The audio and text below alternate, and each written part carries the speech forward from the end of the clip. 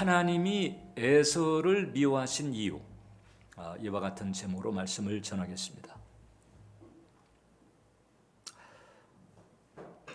성경을 이제 읽다 보면 하나님께서 하나님의 백성들의 죄악 때문에 이렇게 노여워하시거나 근심하시는 대목들이 사실 많이 나와요. 근데 대체적으로 무슨 이제 어떤 집단을 상대하는 경우가 거의 대부분입니다. 그런데 이 에서처럼 이제 이렇게 특정인을 내가 미워한다라고 이렇게 말씀하신 대목은 별로 없습니다. 하나님께서 이제 에서를 미워하셨다. 제가 이제 이 표현을 보면서 등골이 좀 서늘해지는 거예요. 일단 미움은 사지 말아야 되겠는데 어떻게 해야 될까? 그럼 이제 에서가 왜 하나님이 미워하는 대상이 되었을까? 이것을 아는 게 중요하죠. 그래서 오늘 이제 여러분들과 함께 그 내용을 나누면서 우리의 그 신앙을 한번 점검해 보자 합니다. 일단 이 에서에 대해서 알려면 장자권을 알아야 됩니다. 왜냐하면 이 에서와 그 다음에 이제 에서의 그 동생이 야곱인데 이란성 쌍둥이에요. 아버지가 이삭이고 엄마가 리브가인데 그건 한 20년 만에 이제 그 쌍태를 뵌 거죠. 그런데 이 둘 사이에 특별인지 뭐가 화두가 되는고 하니 이제 장자권이 화두가 됩니다. 이스라엘 백성들에게는 장자권이 특별한 의미가 있습니다. 일단 부모 재산에 대한 상속권이 있어요.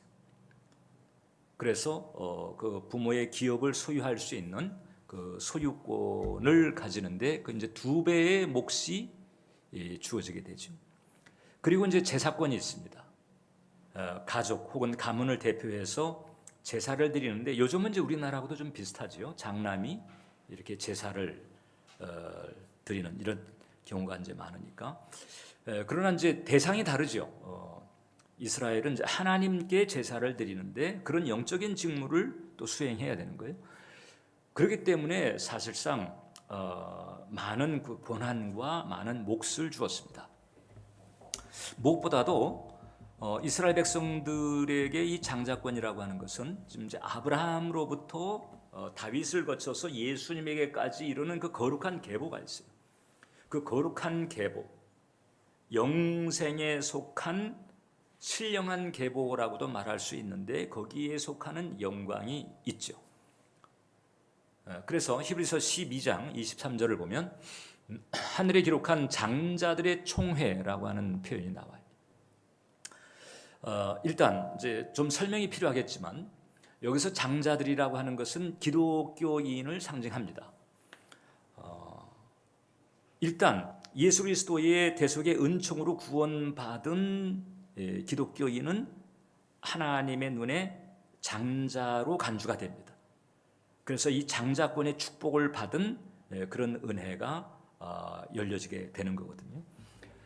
자, 그런데 이제 에서의 경우는 할아버지 아브라함, 그 다음에 아버지 이삭, 그리고 이삭에게서 이제 쌍둥이가 태어나는데 에서가 간발의 차로 먼저 나와요. 야곱이 그 간발의 차로 차남이 된 부분에 대해서 늘 이제 갈등을 하고 불만스러워하는 거죠. 자, 그러니까 에서는 간발의 차로 장남이 됐습니다. 그러니까 이제 장자권이 주어진 거죠.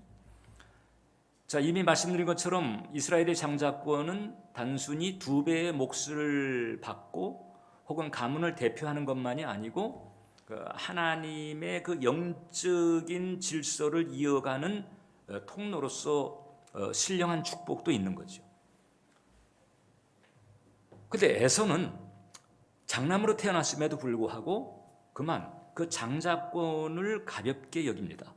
그 까닭에 하나님 눈밖에 벗어나는 거예요. 그래서 말라기 1장을 보면 나 여호와가 말하노라 에서는 야곱의 형이 아니냐. 그러나 내가 야곱을 사랑하였고 에서는 미워하였으며 그의 산들을 황목해 했고 그의 산업을 광야의 이리들에게 넘겼느니라. 자, 제가 말씀드렸잖아요. 특정인에 대해서 하나님께서 미워했다는 표현이 나오는 거예요. 야곱은 사랑했는데 에서는 미워했다. 일단 우리는 이제 에서의 길은 가지 말아야 됩니다. 하나님 미움 사는 대상이 되어서는 안 되겠다. 자, 그럼 이제 하나님께서는 이제 어떤 사람을 미워하실까? 일단 에서를 보면 이제 우리가 알 수 있는데, 일단 첫 번째 망령된 가치관을 가지고 있을 때 일단 하나님께서 참 곱게 보시지 않는 거죠. 그러니까 야곱과 에서가 여러분 그 복중에서 서로 이제 막 싸울 정도로 그렇게 불편한 일이 있었다고 성경은 전해져요. 그러니까 리브가가 이 뱃속이 이상한 거죠. 그 잉태의 시기에. 그래가지고 혹시 이게 뱃속에서 아이들이 잘못된 것은 아닐까? 이제 두려움을 가지게 되고, 그래서 이제 하나님께 기도를 한 거예요. 하나님, 이 제 속에 지금 이 불편한 상황이 벌어지고 있는데 뭐 잘못된 것은 아니겠지요? 그리고 하나님께 진지하게 기도할 정도였죠. 그때 이제 예언이 주어지게 됩니다. 어떤 예언인가 하니 두 민족이 복중에서부터 나누일 터인데 큰 자가 작은 자를 섬길 것이다. 그러니까 장남이 차남을 섬기겠다는 거예요. 첫째가 둘째를 섬길 거다.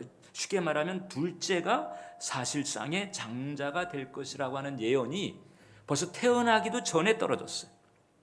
그러니까 하나님의 작정하신 섭리가 돼버린 거예요.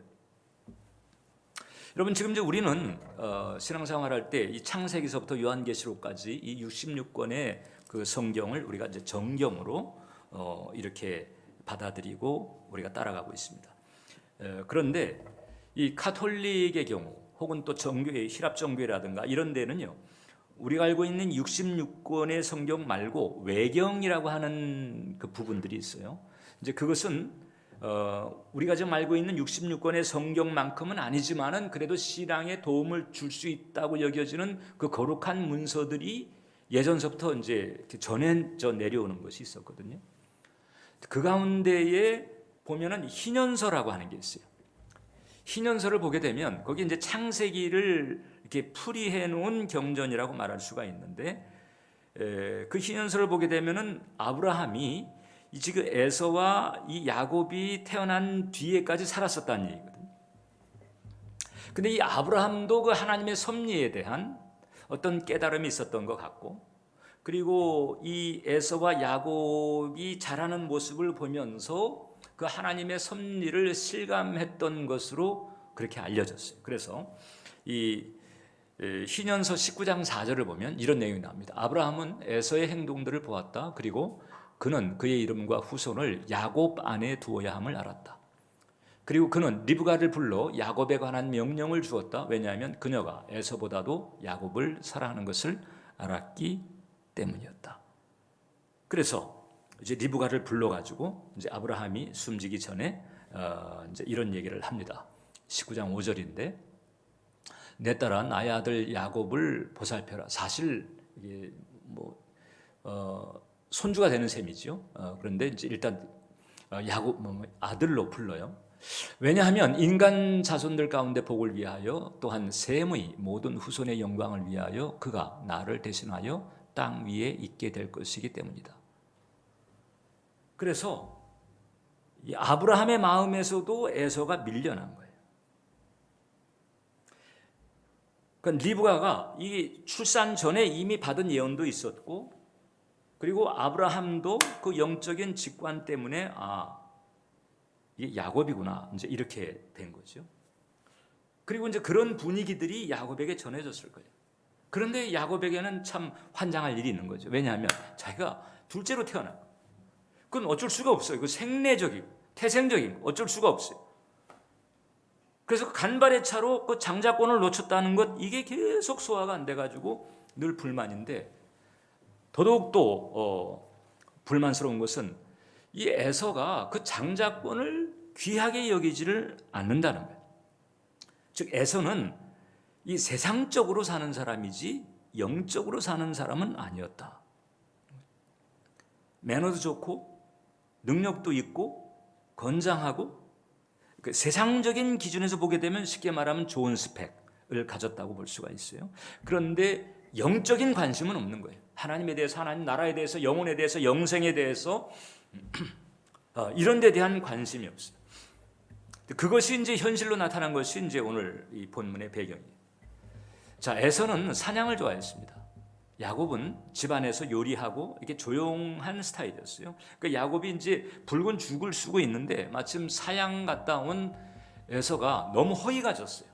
너무 배가 고파가지고 이제 동생이 보니까 죽을 쓰고 있거든. 그래서 이제 동생한테 가가지고 그건 나 좀 한 그릇 퍼달라 그랬더니 이게 웬만하면 형제지간에 그 배고플 때 이렇게 떠주면 되는데 이 야곱이 또 그 기회를 놓치지 않아요. 전 표현이 좀 적나라할지 모르겠지만은 이 야곱은 제가 볼 때는 통박의 명수인 것 같아요. 그 순간도 활용을 합니다. 그러면서 팥죽 한 그릇 줄 수 있는데 대신 나한테 장자권을 팔아라 그러는 거예요.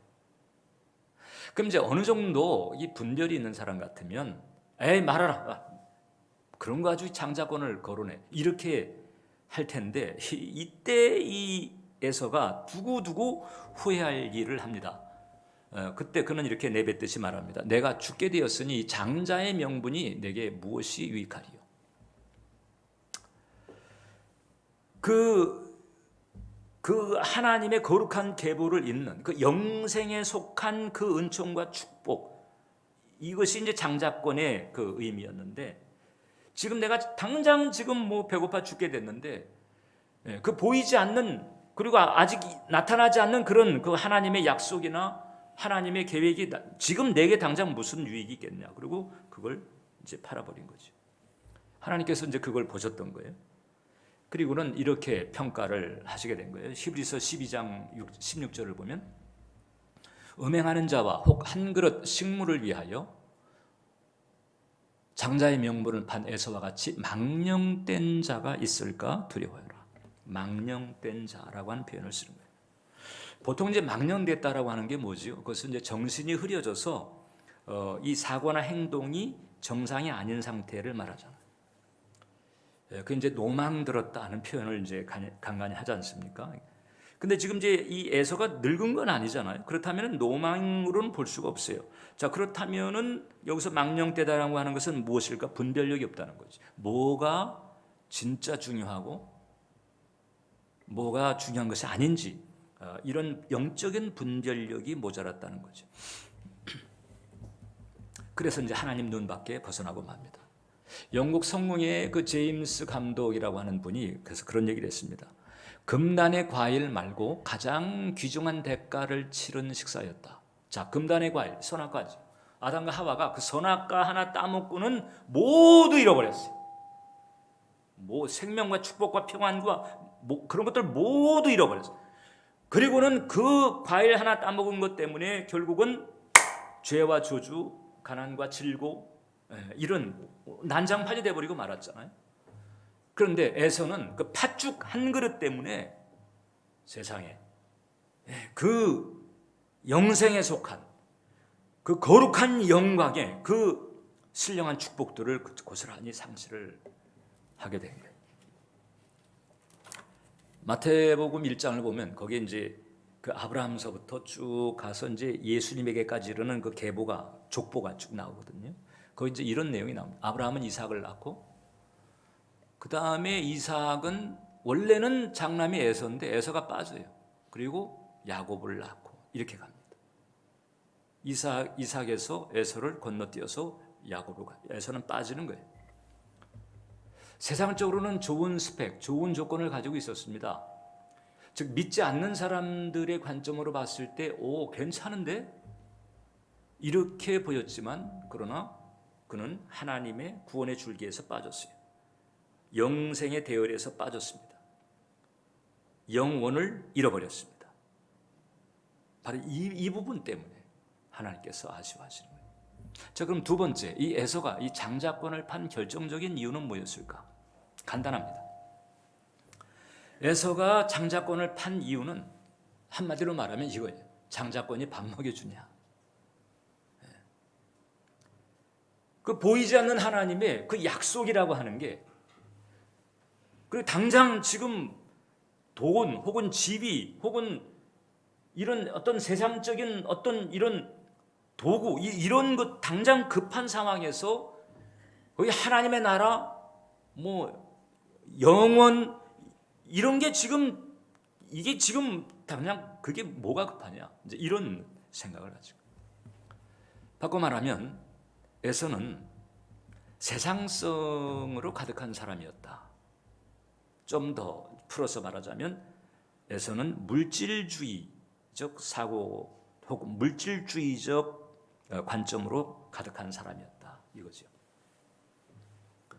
이 메시아와 함께 장자들의 총에 들어가는 그 신령한 축복, 영적인 은총, 이것이 그에게는 별 볼 일이 없었어요. 단을 쌓고 하나님과 교제하며 그리고 하나님을 예배할 수 있는 이 사실이 그에게는 별로 소중하지 않았습니다. 영적이라고 하는 것, 그건 여유 있을 때 필요한 거지. 지금 배고픈 현실에 지금 당장 현찰이 중요하고 당장 뭔가 현실적인 생활 수단 이것을 마련하는 것이 급한 거지. 그것은 별로 중요한 것이 아니다. 이렇게 에서는 생각을 했다는 거지. 만약에 하나님께서 그 에서의 생각을 타당하게 보셨다면 아마도 그 인정머리 없는 야곱을 책망했을 것입니다. 너 그렇게 형제지간에 그렇게 인정머리 없이 그렇게 할 수가 있냐?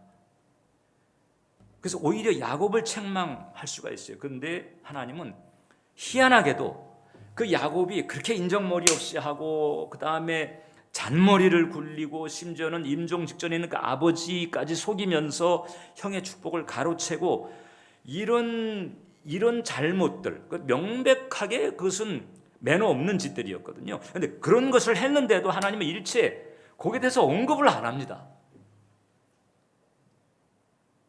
그리고 아까 제가 읽어드렸던 것처럼 내가 야곱은 사랑하고 에서는 미워했다.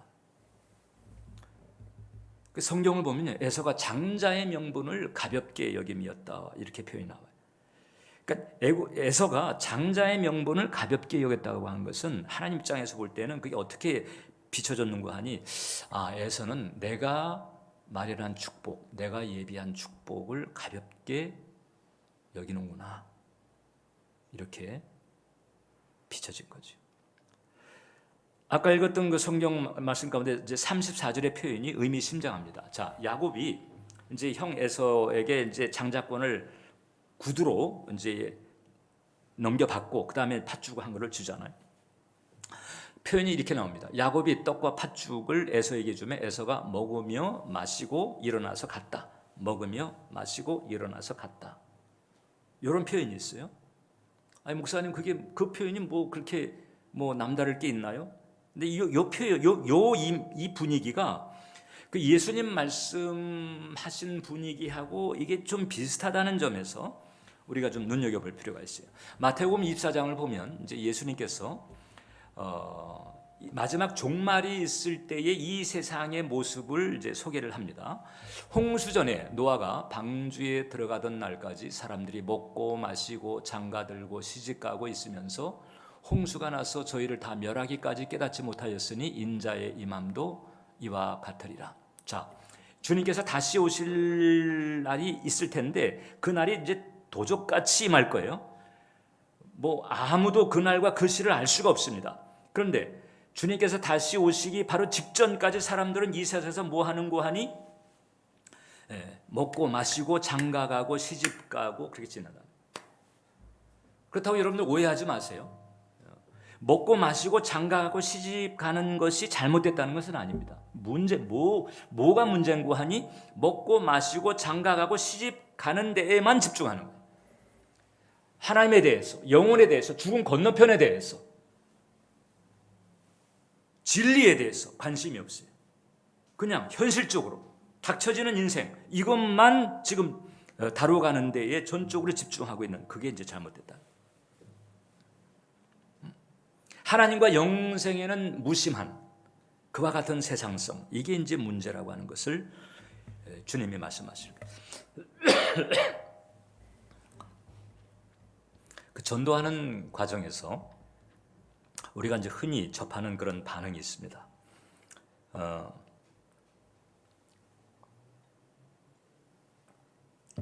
그 비신자들 경우 이제 아무것도 모르잖아요.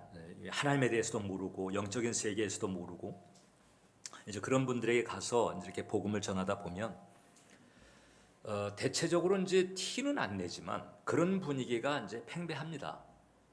무슨 분위기인고 하니 지금 먹고 살기도 바쁜데 무슨 소리 하는 거냐 이제. 그나마 이제 그런 얘기를 안 하면 다행인데 어떤 분은 대놓고 그런 얘기 합니다. 교회 가면 교회가 밥 먹여줍니까?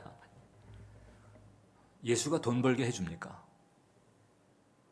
워낙에 이제 삶이 다급하니까 몰려 있으니까 이제 그런 얘기를 하는 거예요. 현실적으로 이제 그런 어려움에 압박을 당할 때 이제 그런 생각 가질 수 있습니다. 그리고 하나님에 대해서, 영생에 대해서, 영혼에 대해서 아예 모르는 사람은 모르기 때문에 그럴 수 있어요. 그래서 모르기 때문에 그러는 부분은 하나님께서 이해를 하십니다. 그런데 이제 에서의 문제는 어떤 문제인고 하니 이게 교회 바깥에 있는 분들보다 교회 안에 있는 분들을 향한 일종의 경계다 이렇게 말할 수 있어요. 교회 안에 있음에도 불구하고 그게 하나님 중심으로 그 하나님과 함께 동행하는 이 부분이 잘 안 되는, 교회는 다니는데 그게 안 되는 분들이 있어요. 이미 하나님에 대해서도 듣고 그리고 영생에 대해서도 듣고 교회가 뭐라고 하는지 알고 있음에도 불구하고 거기에서 침체되거나 혹은 떠나 있는 그런 사람들의 경우 지금 이제 이 에서가 주는 메시지가 그들에게 해당된다는 거죠. 왜냐하면 지금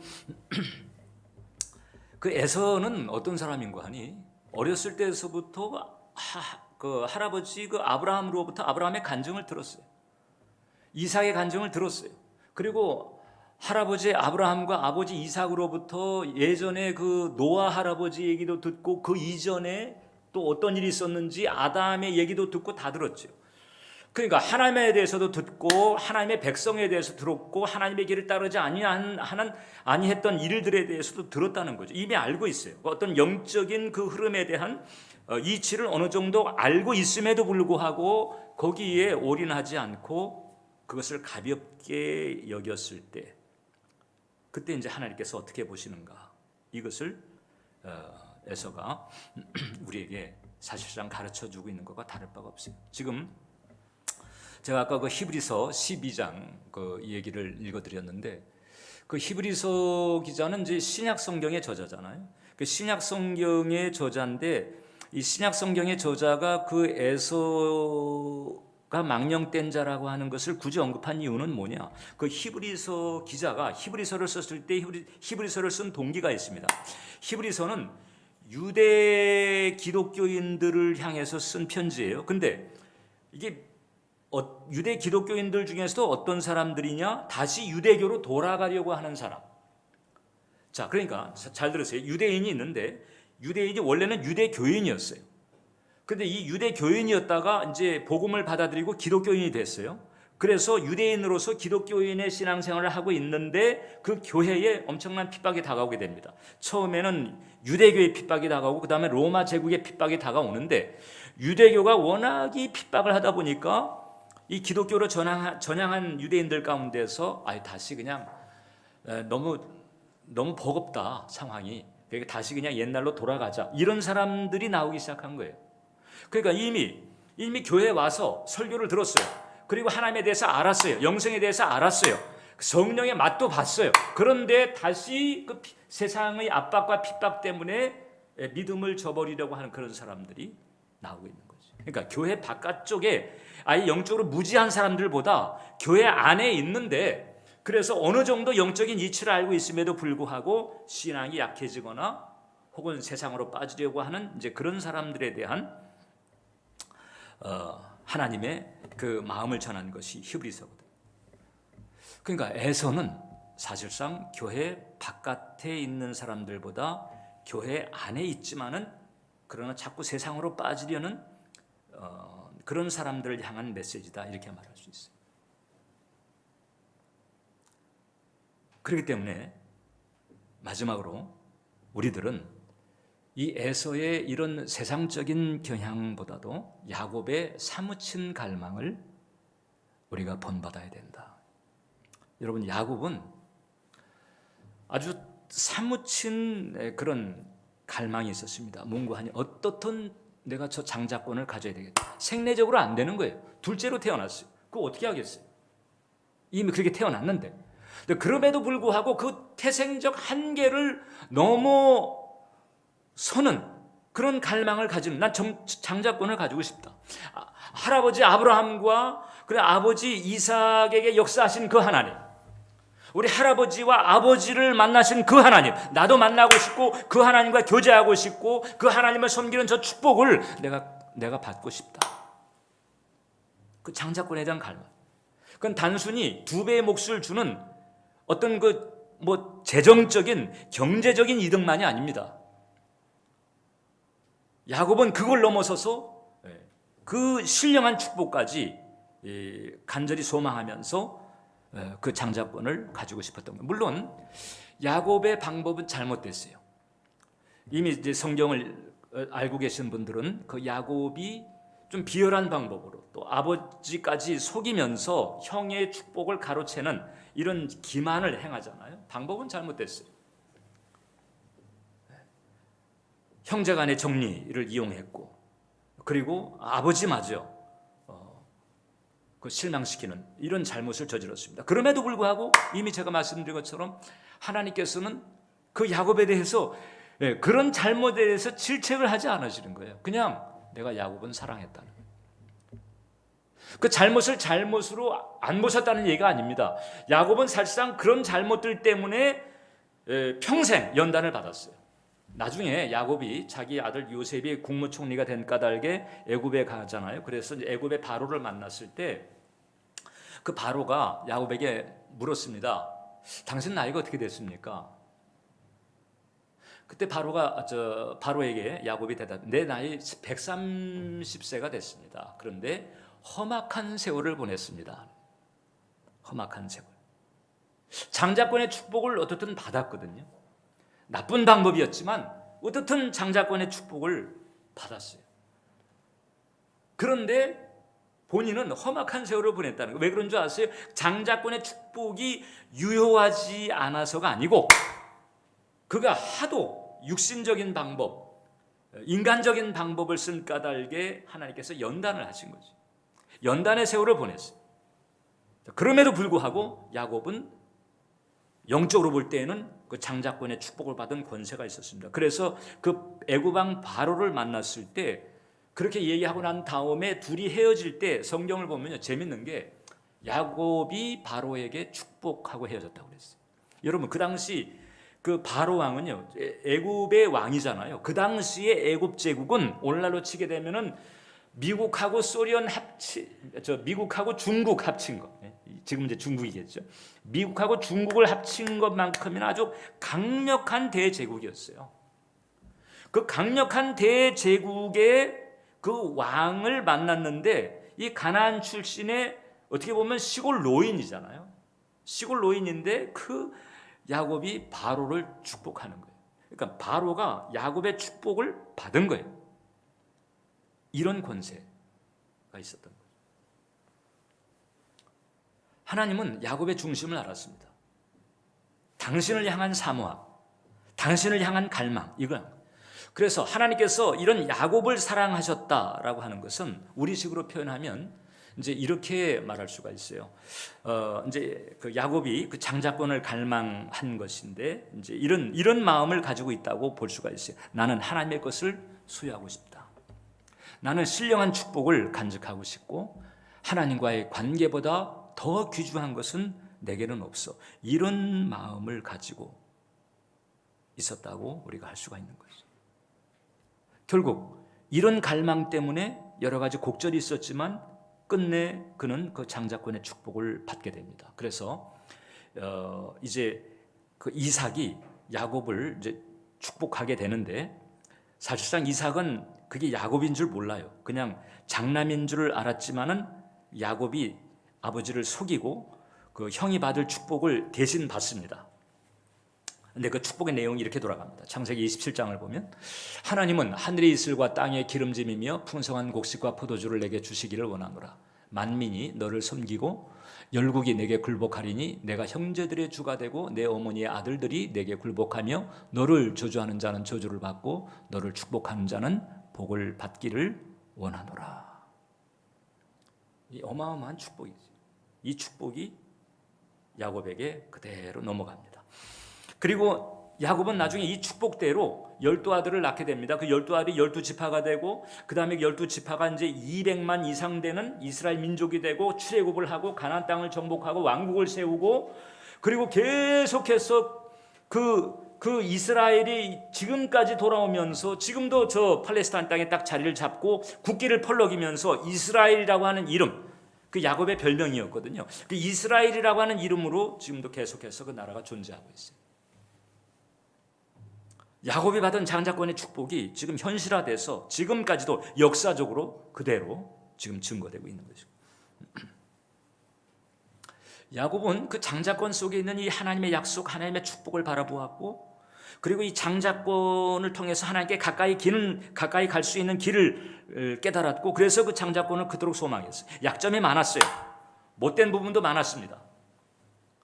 매너도 어떻게 보면 형편없었어요. 그럼에도 불구하고 우리가 이제 이렇게 정리할 수가 있습니다. 하나님은 약점 없이 육신적으로 혹은 또 세상적으로 사는 사람보다 약점이 있더라도 영적으로 사는 사람과 함께 하신다. 에서가 바로 이 대목에서 하나님의 눈에서 벗어난 거예요. 에서는 이렇게 생각했습니다. 나는 하나님 약속, 보이지 않는 그 하나님의 보이지 않는 약속에만 의지할 수 없어. 지금 당장 먹고, 지금 당장 마실 것, 지금 당장 입을 것, 이것이 내게 중요해. 이렇게 생각한 것과 같다는 거죠. 그러니까 에서는 그 하나님의 신령한 축복을 이렇게 맞는 청지기가 되기에는 너무 육신적이고 세상적이었다, 이렇게 말할 수 있어요. 나중에 그는 이제 그것을 놓고 후회를 합니다. 그리고 이제 뼈아픈 눈물을 흘리면서 어떻게든 회복하려고 했지만 더 이상 회복의 기회가 없게 되어버렸어요. 히브리서 12장 17절을 보면 저가 그 후에 축복을 기업으로 받으려고 눈물을 흘리며 구하되 버린 바가 되어 회개할 기회를 얻지 못했다.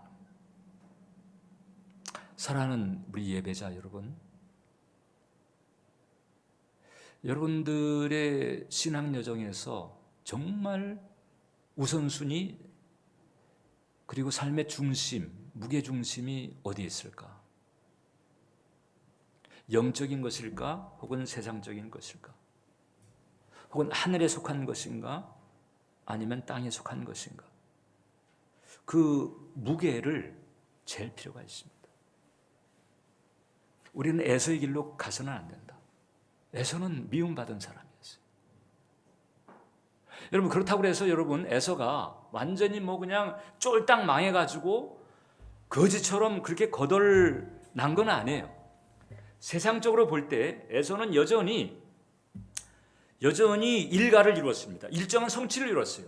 400명의 그 사병, 뭐 개인 경호원 같은 400명을 거느릴 정도의 파워가 있었고, 그 다음에 그 후손들이 에돔 족속을 이루어요. 그래가지고 일정한 파워를 가지고 그 중동의 일정 지역을 장악하는 그런 성취를 봅니다. 그러니까 세상적으로 볼 때에는 그 좋은 스펙을 가지고, 그리고 멋들어지게 뭐 돈도 벌고 어떤 뭐 가시적인 그 업적을 이런 사람일 수도 있죠. 그런데 문제는 뭔가 하니 그 사람이 타고 있는 열차가 지옥행이라고 하는 거예요.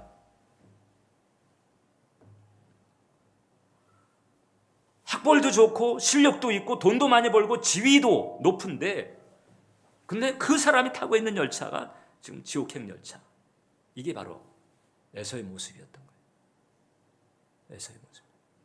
근데 왜 하나님께서는 다른 영혼들에 대해서는 안타까이 여기시면서도 왜 에서는 미워했을까? 에서는 이미 그것에 대해서 들었는데, 알고 있는데, 그럼에도 불구하고 자꾸 세상적인 선택을 해버리니까 하나님께서 미워하셨다. 이렇게 대놓고 말씀을 하시는 거거든요.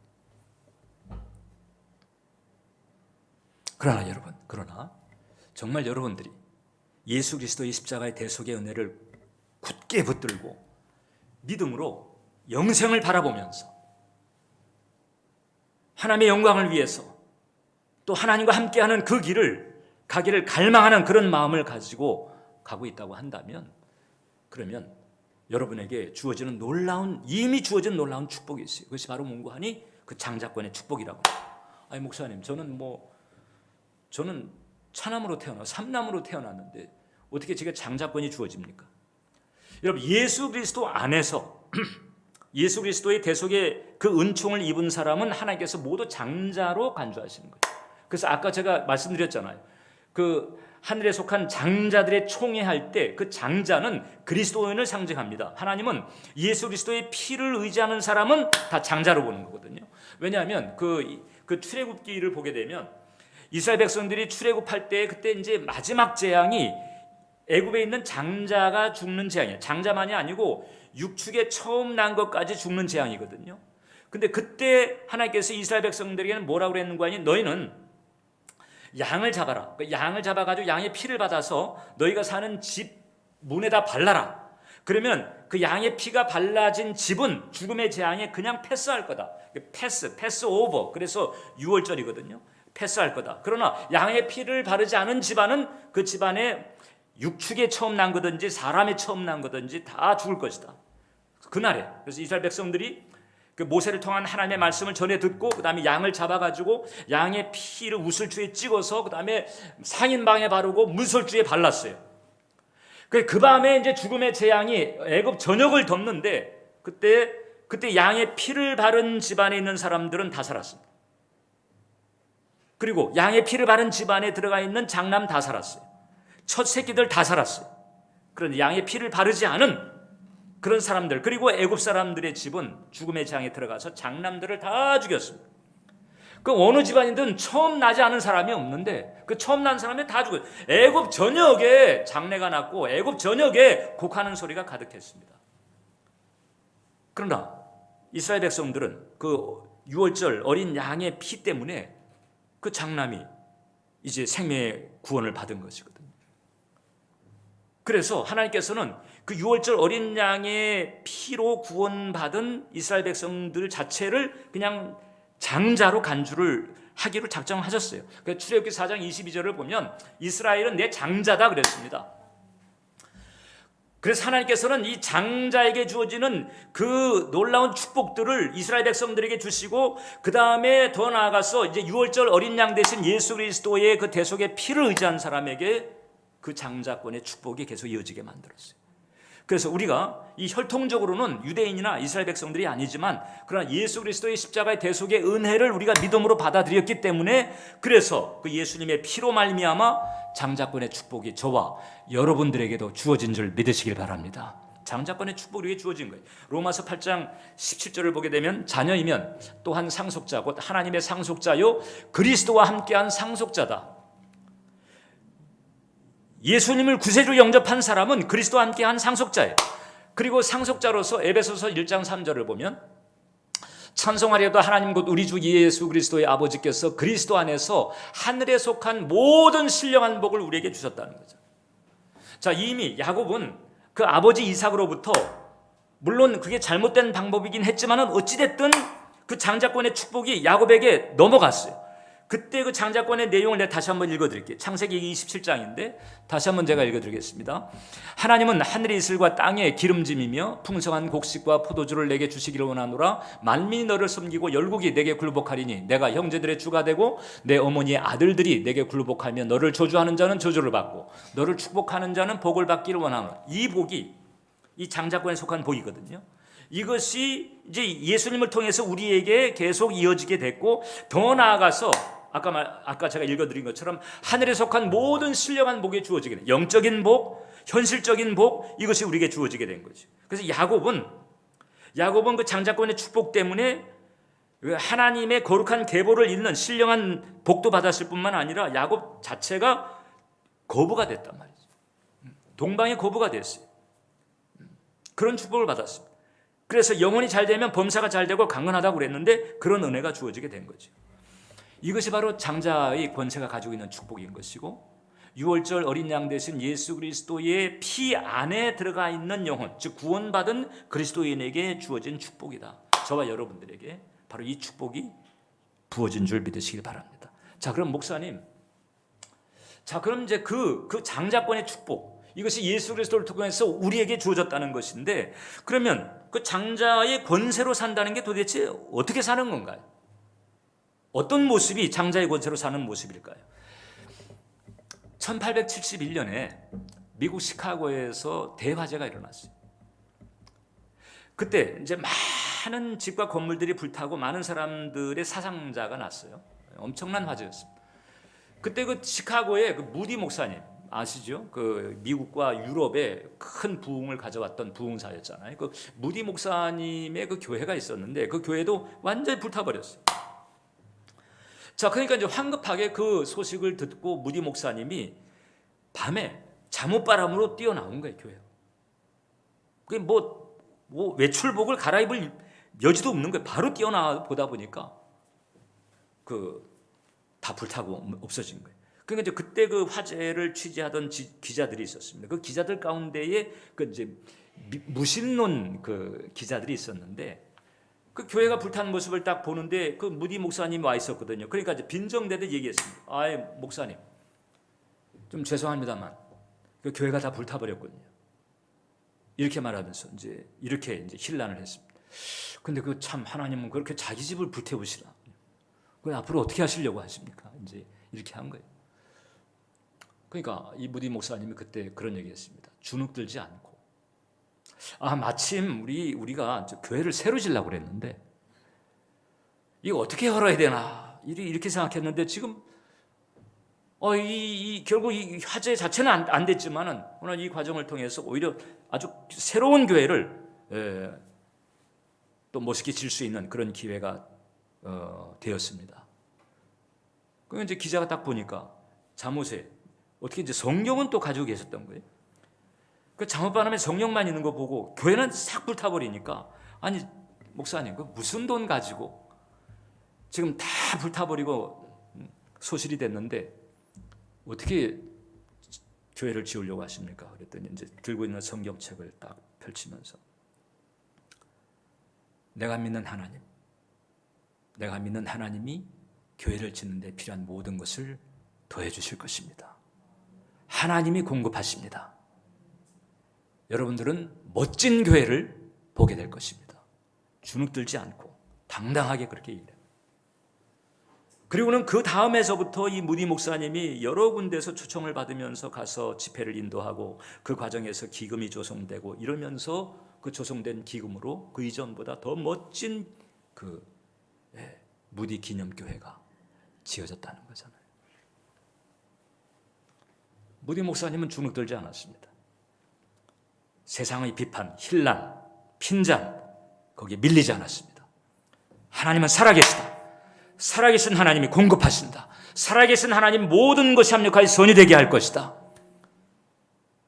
그래서 그리스도를 통해서 주어진 그 장자권에 대한 그 확신과 믿음을 가지고 당당하게, 담대하게 그런 어려움을 돌파를 해냈다고 하는 거죠. 아까 우리 찬양팀이 찬양을 드렸어요. 이 산지를 내게 주소서. 85세 된 갈렙, 85세 할아버지인데 그 헤브론 산지, 그 막강한 그 거인족들이 버티고 있는 그 헤브론 산지, 그 헤브론 산지를 놓고 저 산지를 내게 달라는 거예요. 저 산지. 내가 85세지만 내가 40대와 다르지 않게 내가 저 땅을 정복할 수 있다는 거지. 이건 장자권에 대한 확신이 있는 거지. 하나님께서 나와 함께 하신다는 거지. 객관적으로 보게 되면 나이들은 85세 할아버지지만, 그리고 상대는 그 거인족이고 아주 싸움에 이골이 난 막강한 원주민들이었지만은, 그러나 이 갈렙은 주눅들지 않았습니다. 그 산지를 내게 달라. 내가 정복하겠다. 내가 처리하겠다.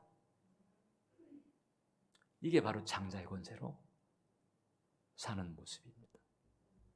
사랑하는 예배자 여러분, 여러분들에게 이 축복이 부어졌습니다. 예수 그리스도의 십자가, 유월절 어린 양의 피 안에 있는 사람에게는 이 장자권이 주어졌어요. 이 권세와 축복을 확신하시고 당당하게, 담대하게 승리와 그리고 창조 그리고 새로운 하나님의 역사를 이루어 나가게 되시기를 주님의 이름으로 축원합니다. 기도하겠습니다. 살아계신 하나님, 오늘 주께서 우리에게 이렇듯 이 장자권의 은총이 있음을 깨닫게 하시니 감사합니다.